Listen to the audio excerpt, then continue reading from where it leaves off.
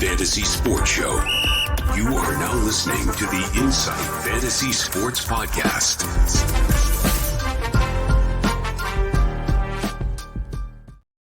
Welcome indeed, everybody, to Insight Fantasy Sport Podcast, the AFL edition, with your host, SuperCoach Hawk, also known as Rob Kennedy. Here is my good mate, the big horse, Mickey Dell. How are you, buddy? Robbie Kennedy, well, thank you. Upset week. That's what it is. Huge upset week. Huge upsets this week. Did you get on a few of them? How many did you get? Do you know your tips? Yeah, tip 6. I was very happy with my tips. That's big. So, yeah, we can go back and have a look at the footage from the other day where we tipped West Coast, tipped Melbourne, missed out on Hawthorn, missed out on Essendon, got GWS, missed Freo, got Carlton, ended up tipping Adelaide after I had a bit of a think about it and thinking that O'Brien was going to dominate Vicinity. So, yeah, it was a good week. I'll tell you what I didn't do is I didn't listen to our pod. I stupidly put the VC on Dacos, who let me down.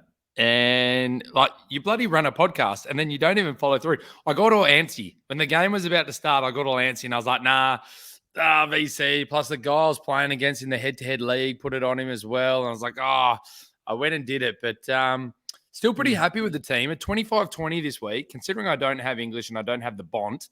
I also had Callum Mills letting me down on the field, but still pretty happy with the 25-20. I tell you what, though, there were some huge scores out there this weekend. Yeah, 2,890, I think, took home the bacon this week, which is just phenomenal, isn't it? They're huge, huge scores.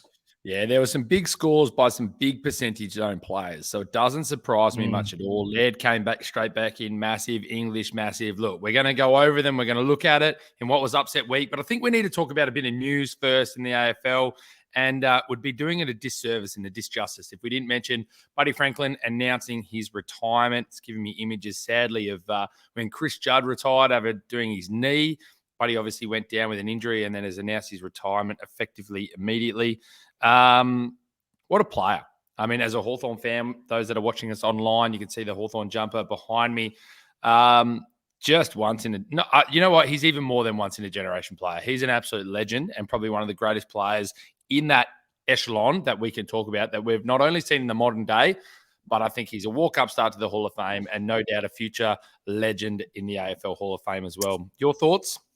Yeah, I agree. When you're talking about Indigenous talents that have come through the AFL system, he's right up there with your Polly Farmers, these kinds of guys, icons like Michael Long, Aboriginal players that have played the game at the highest level for a long time. Like he's played 350 AFL games. That's an incredible career when you look at the average lifespan of an AFL footballer being, I think it's 80 games.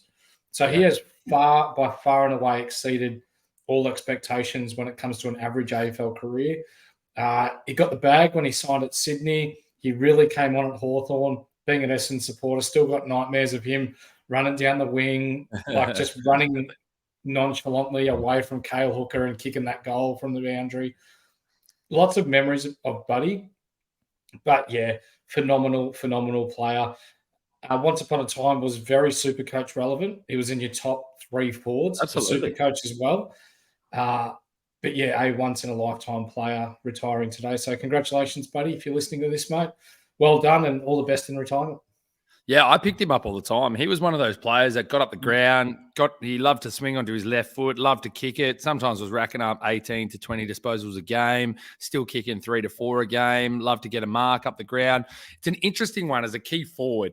Probably his one deficiency was just that lead-up mark. He wasn't a big pack mark. He wasn't a lead-up mark. But the way that he could just... his arms above his head, could he? Yeah, nudge players underneath, turn them inside out. Somehow magically always gets onto his left foot. And, look, highlight reel up a storm.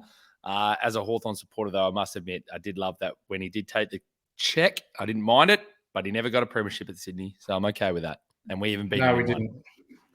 No. But he was worth it. A lot of people question that contract. He was worth it. I think he's done more than enough. I'm talking about just on field. A lot of people talk about the marketing and all that kind of stuff. I'm talking about on field. Even on field for Sydney, he has been a phenomenal pickup and played out that contract extremely well, in my opinion.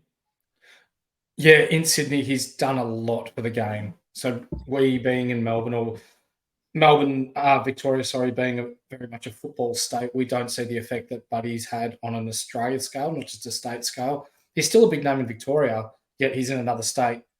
There's not that many names when comparatively talking about Chris Judd when he was in West Coast. Even Nat Fife, Lockie Neal, multiple, Brownlows between the guys, and they don't really get spoken about that much. But this guy comes up in conversation frequently. So I won't say globally because it's not a worldwide game, but around Australia, he's definitely one of the best and most spoken about. Absolutely. Any more thoughts from yourself, mate, before we dive into the first upset of the weekend? No, I don't think so. We'll get stuck into it, but what more can you say about Buddy? Everyone knows who he is. Everyone knows how exceptional he's been. Let's crack on. Absolutely. No, big shout outs. Absolutely. It's probably the best way to start the show, I think. So Collingwood went up against Carlton. You stood by your word. You tipped the Blues, and the Blues came out and played an absolute blinder. I think everybody was still waiting to see Collingwood have a comeback in that fourth quarter, and it just wasn't to be. I talked about it. I said it was very hard for me to tip against Collingwood. The reason for me being, I think too much pressure was going to be on Charlie to get the job done, and I thought with someone like Darcy Moore, he wasn't going to get that job done. But he kicked 6. And that, to me, was a little bit of the difference in this game, along with some other players that played absolute rippers. From a Supercoach standpoint, let's start with Carlton. Nick Newman, 137. Charlie Curnow, we just talked about, with a 137. Wiedering down back with a 105. Chera with a 104. And Paddy Cripps with the ton as well. From a Collingwood perspective, Darcy Cameron backed up with another huge game, 127. Jeremy Howe, 118. 118 as he went forward and kicked. I'm pretty sure he kicked 3, if I'm right in saying so. Yep. Josh Dacos on the wing with a 107. Tommy Mitchell stepped up a little bit better with a 98. Nick Dacos, as we talked about, a little bit quieter with the 82. From a Supercoach standpoint, let's go there first. What were your big takeaways from this game, mate? Dacos disappointing. He was a bit selfish, I thought.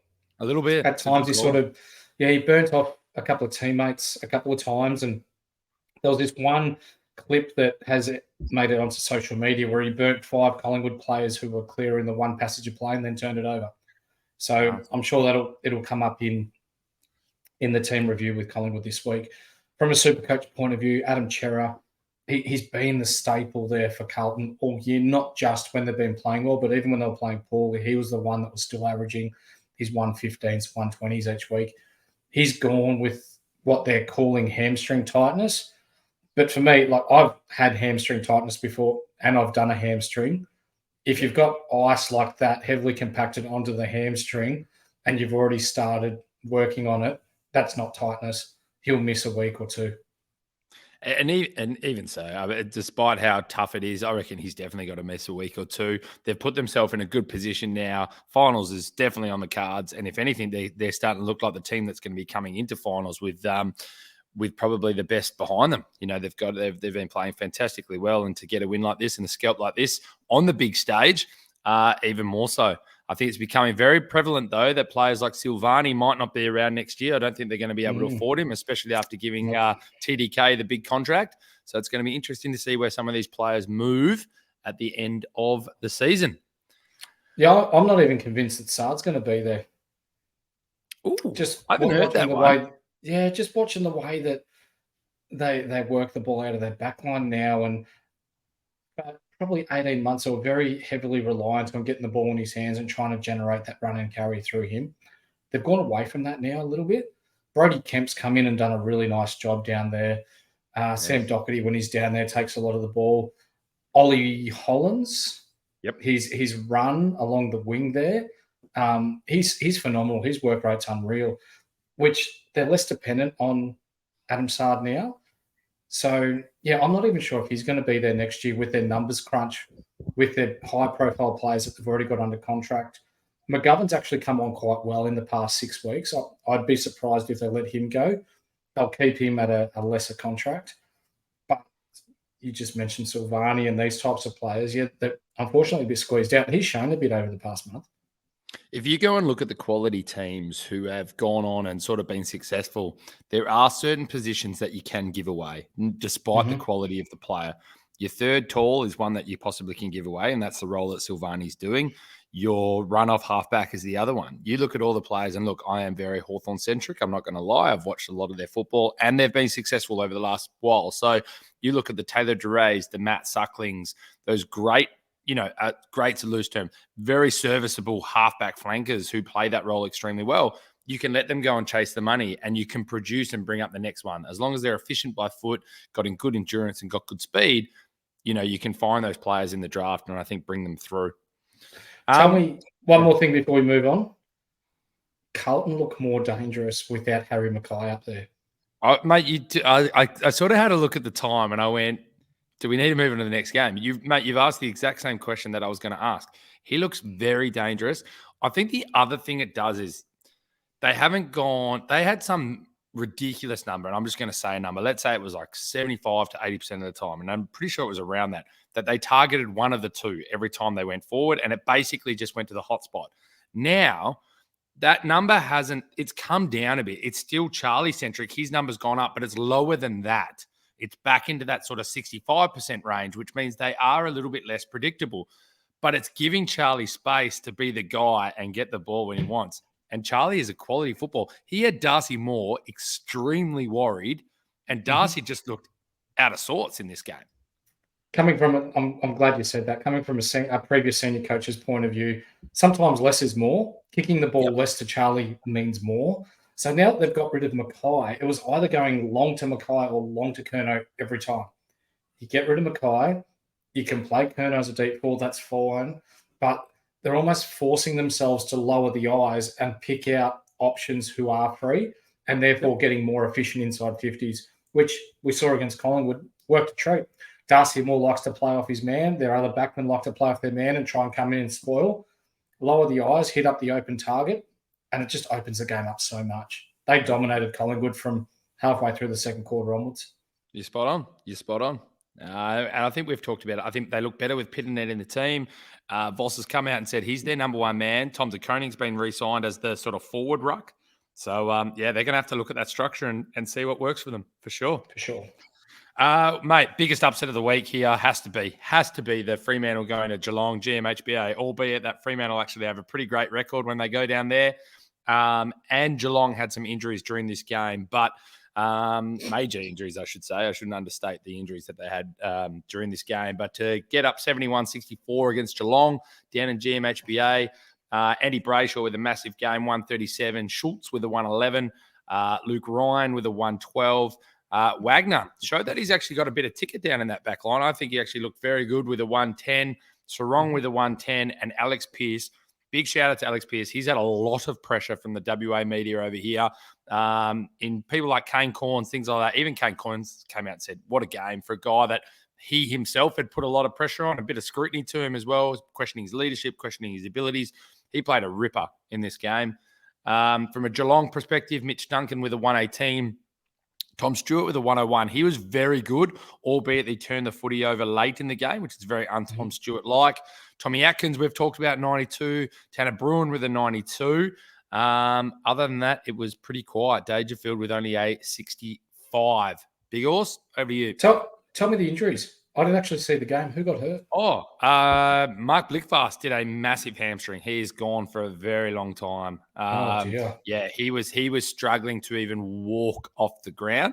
I must admit, it was probably one of the most – I can't remember who it was, so I don't want to throw a commentator on the bus and say the wrong one. But one of the funniest comments I heard during it was, I've spoken to a few hamstring experts, and they've said it doesn't look good.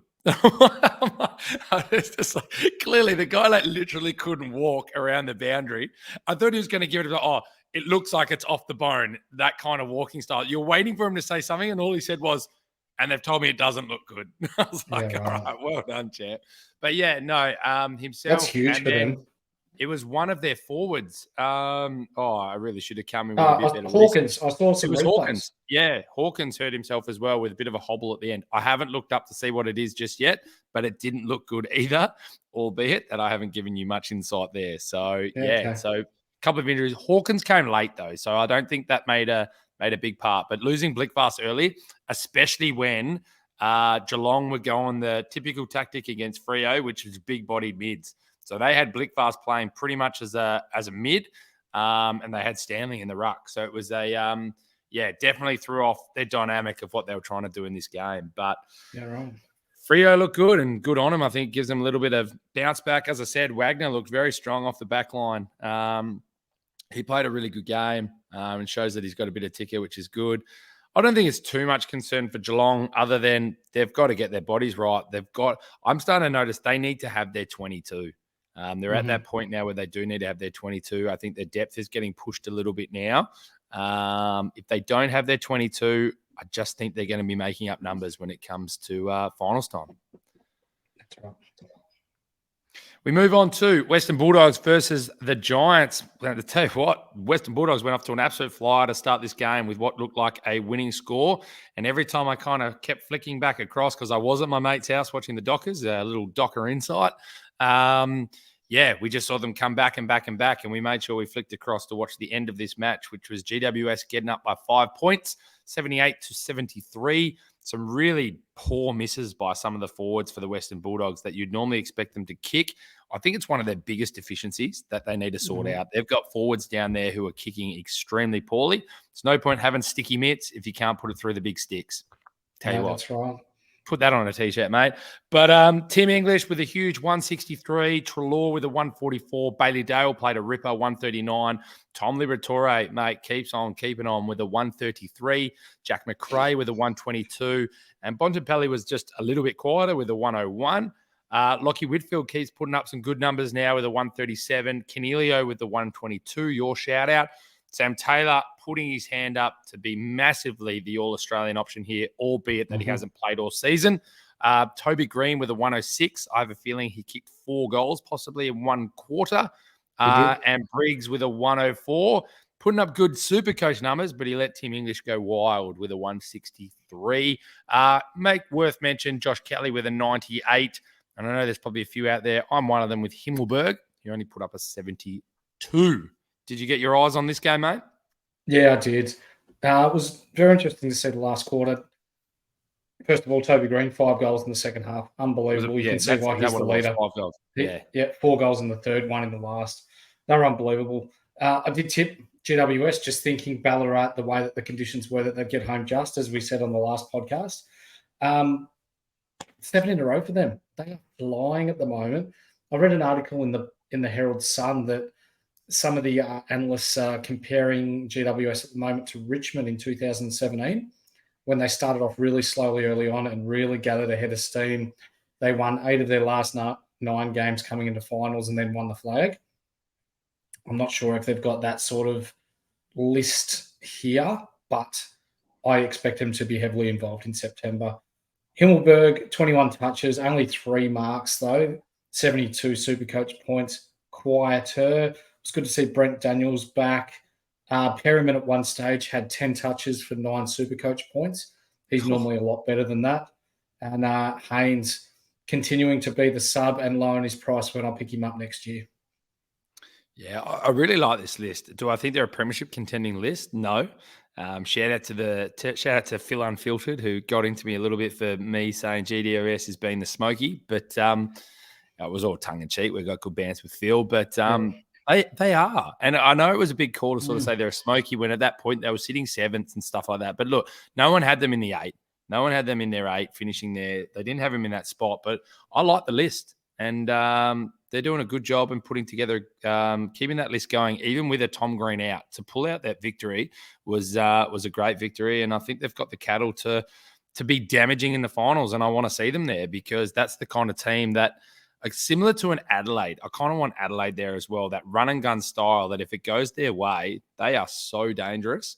And that could be that, sneak into a prelim, especially if the likes of Brisbane can't find a way to pull it together. Geelong might sort of falter away.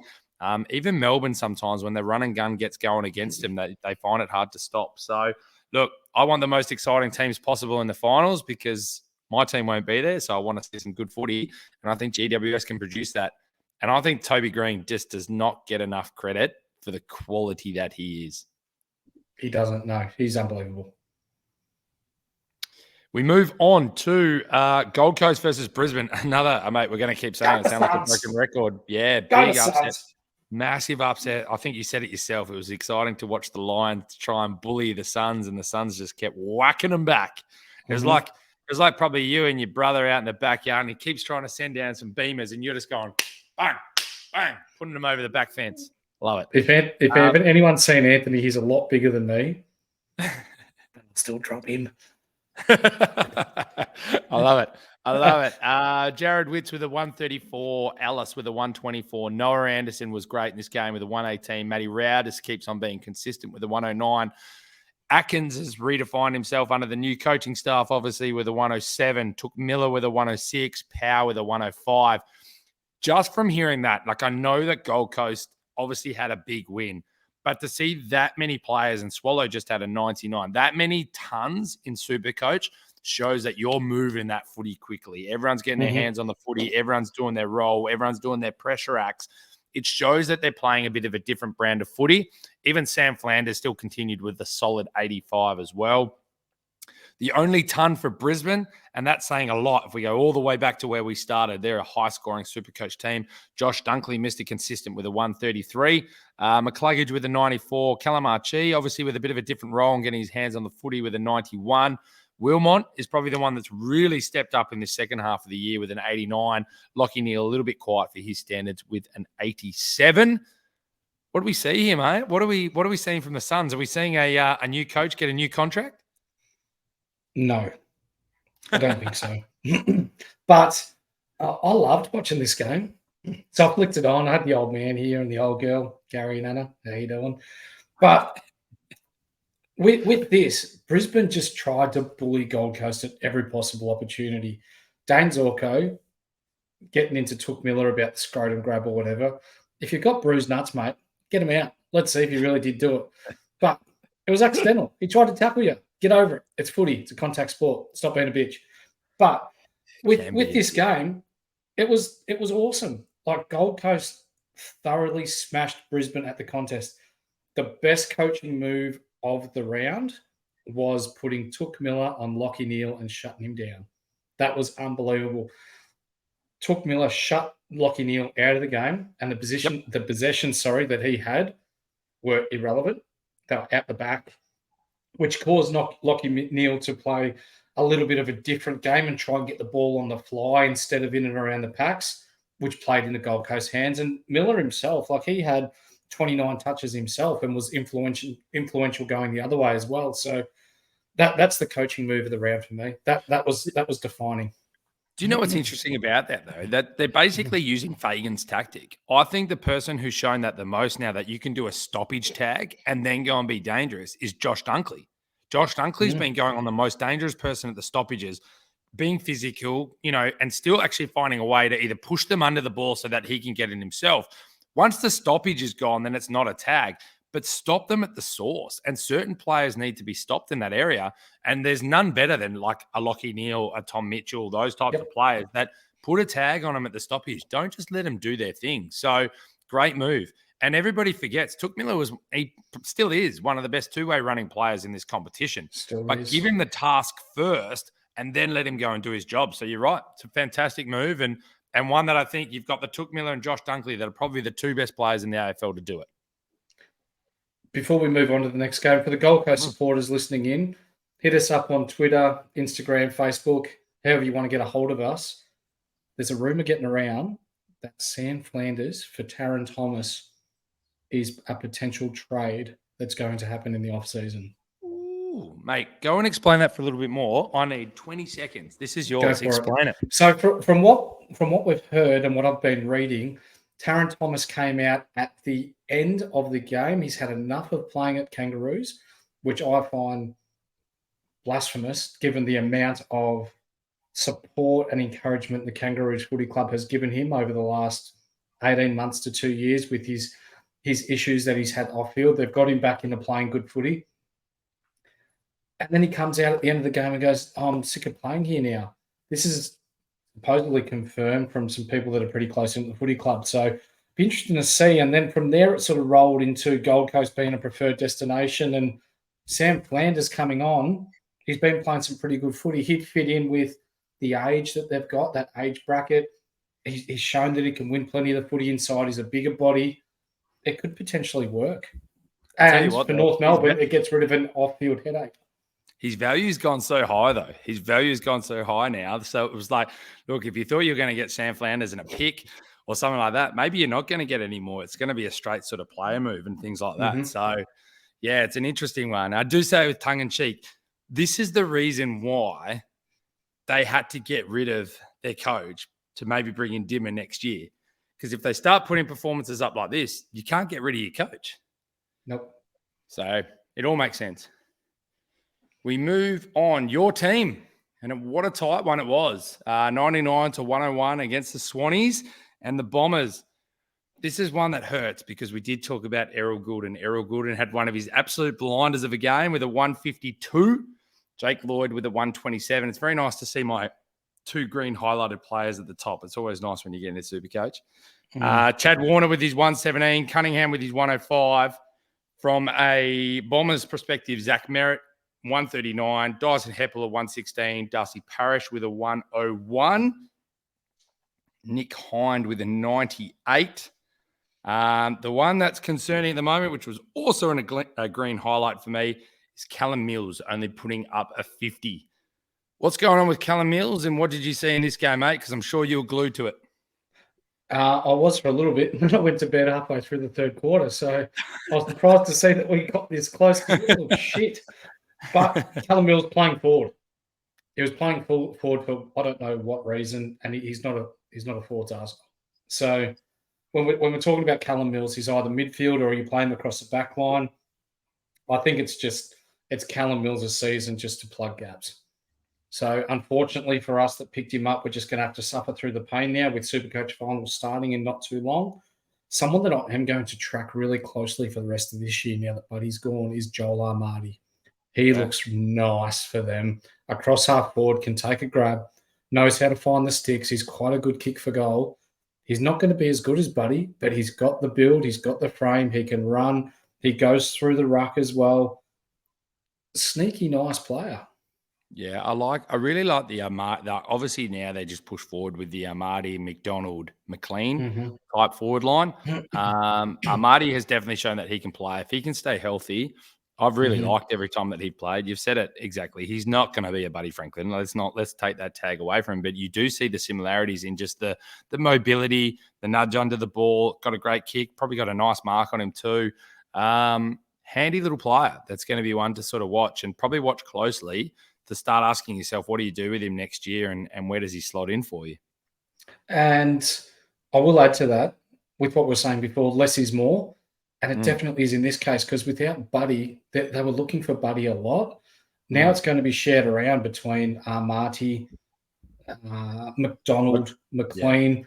Yeah. They're going to get isolated one-on-ones where previously people were playing off them because they knew the ball was going to Buddy and teams are rebounding off that. So I think it's going to pain me to say it a little bit, but I think that Sydney are better now without Buddy because they're going to be more unpredictable going forward.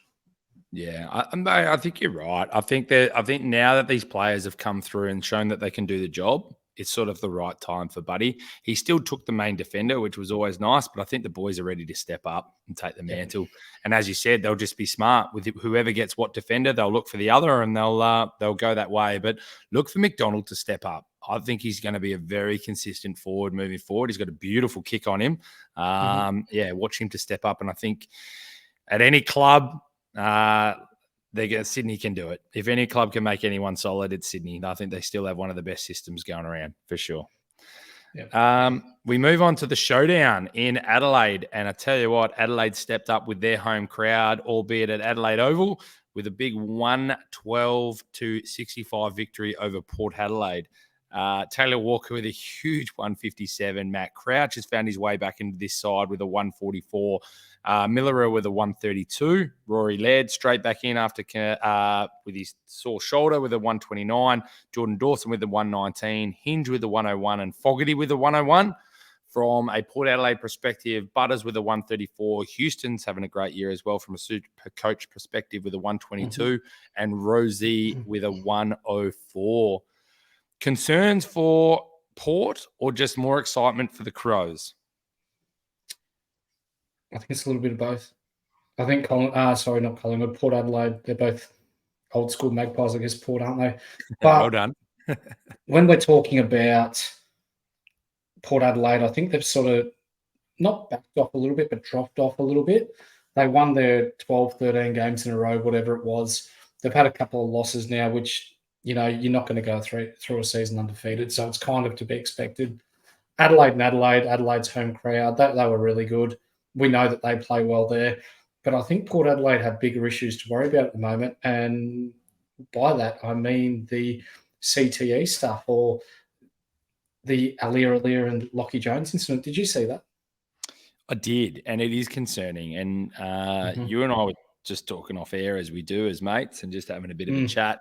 It is concerning. I mean, if we're going to get this scrutinized when it comes to the head and this protective of the head, and I even learned a few things myself listening to the radio over the week, which is around HAI and the tests that they need to do and things like that. So from what I've heard, and you've probably heard a bit more than me, is all that Port Adelaide did was a HAI, which to the average punter, to me, meant they've done a bit of a test. All the HAI is looking at the footage and making a quick assessment of whether they need to go and have the test. All they did was actually a HAI for Alir, and that's it. And they've sent him back out. The other one that I'm hearing with Lockie Jones is disappointing, is they're actually saying that he wasn't concussed. The only reason they subbed him off is because he had a migraine. Sorry, what? Lockie Jones was seeing more stars than an astrologist when he went down. He had the sticky fingers going. And Alir, Stevie Wonder could see that he was concussed when he went down. Oh, you've done a bit of prep work, mate. I like it. You've done some prep. This is good. But you watch that, you're spot on. They're both on their ass. They're both struggling to get up. You can see that they're both affected. The footage on TV shows that both of them have their side of the cheek, head contact with each other. Both needed HIA, head injury assessments done because of the CTE issue that we've got going on and the amount of ex-players that have been suing, not just in AFL, but NRL and all that sort of stuff. So you'd think doctors, coaches, all that sort of stuff would be covering your ass with this sort of stuff, which is why now I like the fact that the AFL have gone to Port Adelaide and gone, well, this is quite clear that both of them had some form of head injury. You could see the contact to the head. They were both affected. What would have happened if Alir had got another head knock when he went back out on the ground? Where does this then go to? Where does this lead us to then? All players wearing helmets? Like it's just a shit look with such a focused, look out or focus on the head now, and any head high contact is a free kick, all that sort of stuff. When you're talking about opposition players hitting you, the amount of times where innocuous tackles people are getting a week for now, like it's just, it's pretty poor. Mate, you're spot on. You're spot on. To just clarify one more time, the way you word it with the whole that, yep, they did HAIs. The HIA is not an assessment where it's a proper look at their, taking them through a test. It's just viewing the footage. That was news to me. So coming out and saying they did a HII on Alir, and as you just said, blind Freddie could see that he needs to go off for a test, a proper test, and be taken care of. So, look, let's hope both players are fine. Let's hope everyone's okay. But massive, please explain to Port Adelaide with what's transpired and what's going forward. So hopefully we find out a little bit more information. Speaking of information, Hawks started out with a lack of information leading into that first quarter because they had no idea where they were or what the starting time was for this game, albeit they kicked 3 of the first 4. After that, they had 9 unanswered to St Kilda, who went off and kicked not only their highest score for the first half this year, but they did it in the first quarter against Hawthorn. 9 goals was their highest score for any half of football, albeit they did in 1 quarter. Hawks had a little bit of fight back in them, but St Kilda found the ticker in the last quarter to get over the line. You could see that Ross Lyon wasn't too happy with them going to that third quarter huddle and fired them up to finish strong. 122-93, as you should expect from St Kilda against the Hawks. Will Day, the guy just keeps on keeping on with a 118. I think it's about his 5th ton in 6 games now. Warple with a 116. Chad Wingard with a 111. Lloyd Meek, I told you not to sleep on him with a 104. Sicily a little bit quieter, but still good with a 102. And Impey with a bit of a different role. He's playing a 101. The one I want to mention is Luke Bruce. This guy just keeps finding the ways. he doesn't get enough credit, in my opinion, for a small forward in the career that he's had, kicking 6 goals in this game. It just shows how good that forward line was in the back in the day when you had Buddy, Roughhead, Gunston, and Luke Bruce was about your number 4 forward for putting up the goals that he's put up. He's right up there. Cyril Rioli as well, not to mention. Rioli. Yeah, Cyril Rioli there for the impact. So you're right. And now to be doing it still in a side that's not very good and still putting up the numbers, he's a quality footballer. Brad Crouch with a 117, Sinclair with a 113. Marshall, I said, don't put the C on him. Look, he was worthy with a 113. You wouldn't have hated on it, but he didn't have the big, massive game that everybody thought he might have. Dan Butler with a 113. Jack Steele was solid with a 108. Wangani Miller, definitely one I'm going to be looking for next year. They're using him a lot now with a 107, and Wood with a 100. Did you watch this one, mate? I only saw snippets of it. When I saw that St Kilda up by that much, it made me look stupid because I tipped Hawthorn, but then seeing Sam Mitchell come out at quarter time and I'm not the world's best lip reader, but he dropped more F-bombs than what you could believe. He was real pissed with that playing group, and to their credit, they worked their way back into the game, but it was really St Kilda's game right from the start, wasn't it? And you know what I do want to bring up go. is the first time St Kilda played Hawthorn this year, James Sicily got a week for bumping Caminiti in the goal square. Do you remember that? I do, very much so. It's funny how we fast forward 8 weeks and Caminiti's just got a week for striking James Sicily. Is this the new, what do they call it? Rivalry. Player v player rivalry. They've both been suspended a week each in the year for Wayne Carey, Glenn Jack Rich kind of scenario. It's not going to be a Wayne Carey, Glenn Archer type of scenario, but no. It's funny that each player's been suspended for hitting the other this year. I like that. I like a bit of something. Look, we get it with Took Miller and Zorko. Like, that's been going for a little bit now. I think it's nice to have a little bit of fire and a little bit of something. Do I think that's on here? I don't know, but there's definitely a lot of niggle, and they've obviously worked out that they can get under each other's skin as well and get them to react. And once you know that you can get someone to react, that means you don't stop.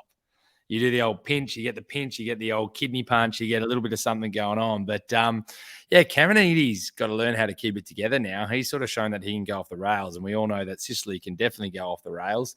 Look, I think it's good for footy. I think they're going to play many, many more matchups against one another.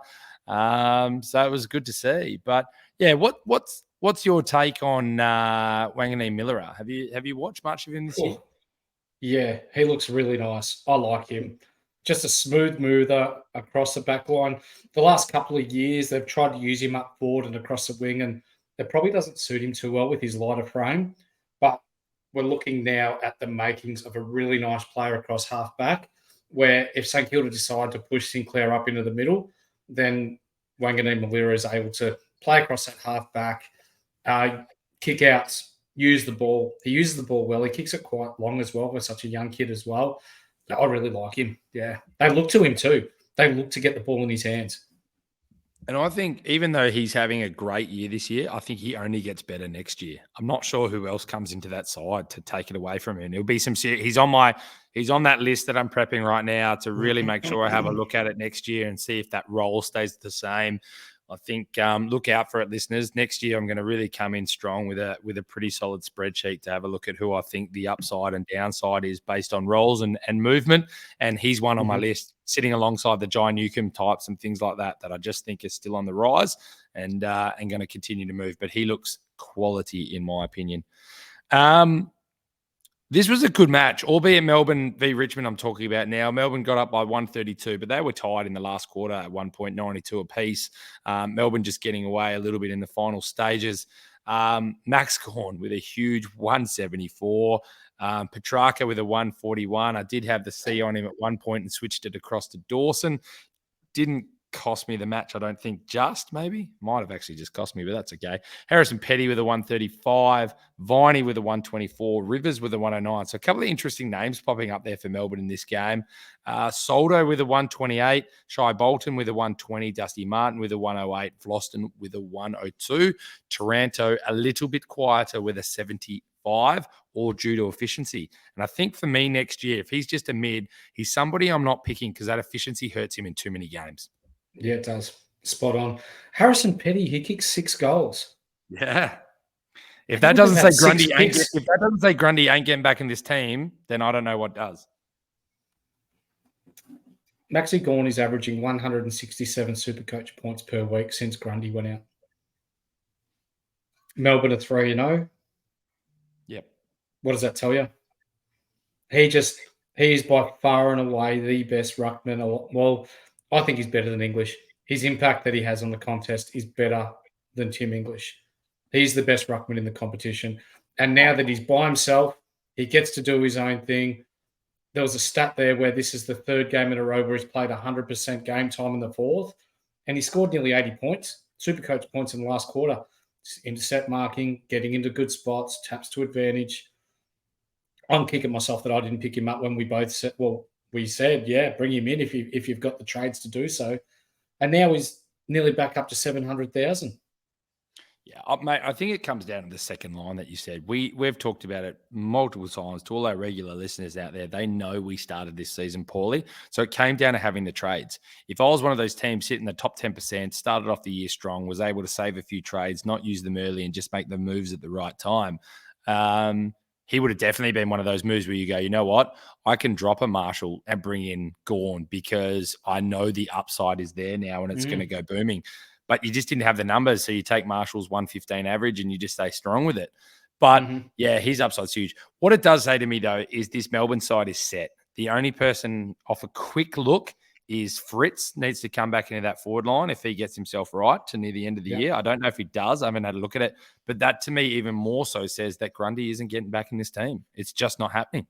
It doesn't make any sense. Whoever they're talking to for some trade moves will be definitely saying, don't you dare put him in that side.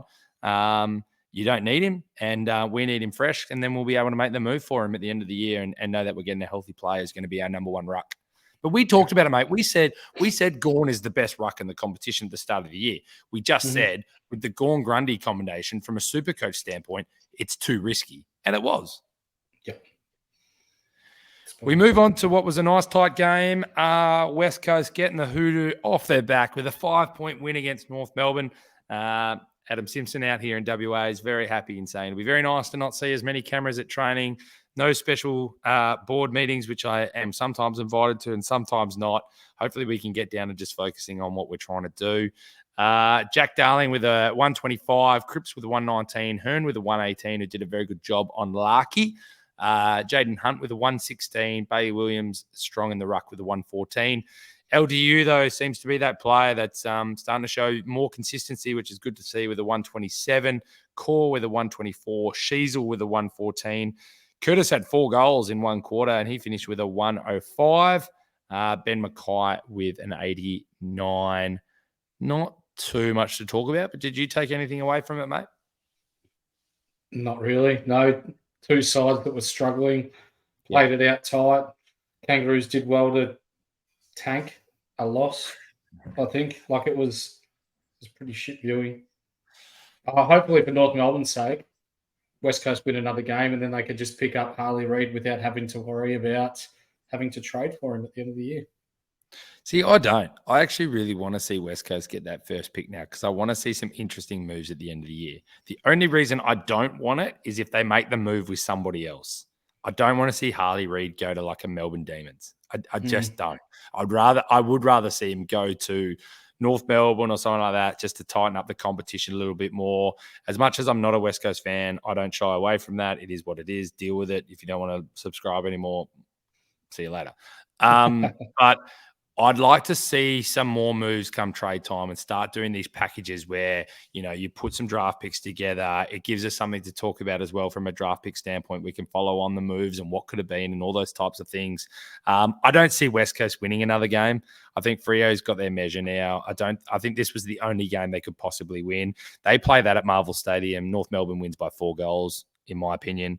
Optus Stadium, everyone was up and about, wanted to see them get up, and I'm happy for them to actually have a win, especially for some of the young boys that have been having a tough season. It was nice to see a smile on their face, and that's what we want to see. While we're talking about Harley Reid as well, he went back and played what is potentially going to be his last game at his footy club, his home footy club in Tongala, which is up near Echuca, and kicked a lazy 3 playing in the middle as a 17-year-old against senior men and got named as one of the best players on the ground. So He's already used to playing well against the mature bodies. The Murray League is quite a good league as well. Like, it's rated probably in the top 12 to 14 leagues in Victoria.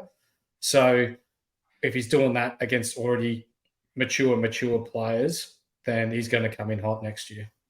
From everything I'm seeing and everything I'm hearing, he's better than, like, look, we've seen Horn Francis play now, but I think the hype is real when it comes to this Harley Reid. And I think he comes in it's going to be very tough for West Coast if they had that first pick not to take him. Their intel will have to be that he doesn't want to stay and it's too much of a risk, and they'll have to go after a player and a 2 first rounder for sure.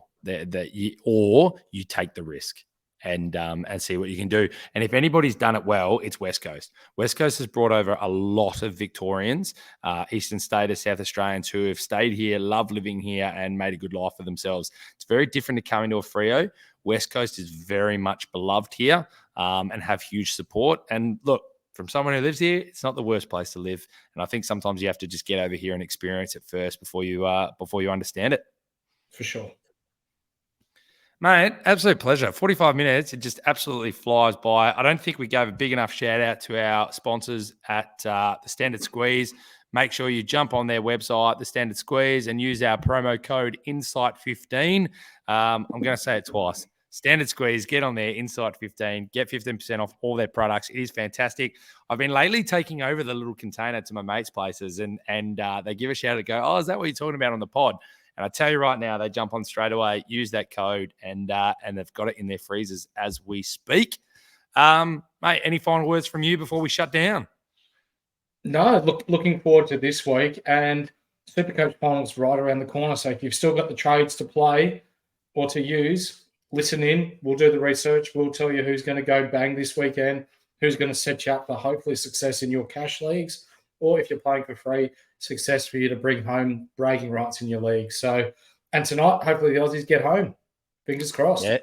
Davey Warner has just gone out to Wokes. We're 1 for 140, so I think I'm going to be settling in for a bit of a night to see what happens. Speaking of other sports, if you haven't checked it out already, do make sure you subscribe to the Insight Podcast Network. We do multiple sports. We bring you, obviously, the AFL, the NRL, the NBA, which is going gangbusters at the moment. Jump on and listen to it. I think every one of us has a bit of a touch point with the NBA. Mr. G Wiz doing a great job. NBA Matrix doing a great job. We get a few of our other friends. I've seen your face on the screens. My face has been on the screens. Everybody gets involved, which is great. So get on there and check it out. Go and jump in an NBA fantasy league. All you need to do is listen to us, and I guarantee you bring home the cash. That's not legally binding. Anyways, we'll also be doing the BBL as we get ready for the BBL summer season. I think you're going to be a big input into that. Nathan Brain, ex-New South Walesman spinner, is going to be doing that as well. I might even pop my ugly mug in there and have a chat with you boys as well, because who doesn't love a bit of cricket in summer? Until next time, mate, this has been the Insight Fantasy Sport Podcast, AFL edition. Peace out. See ya.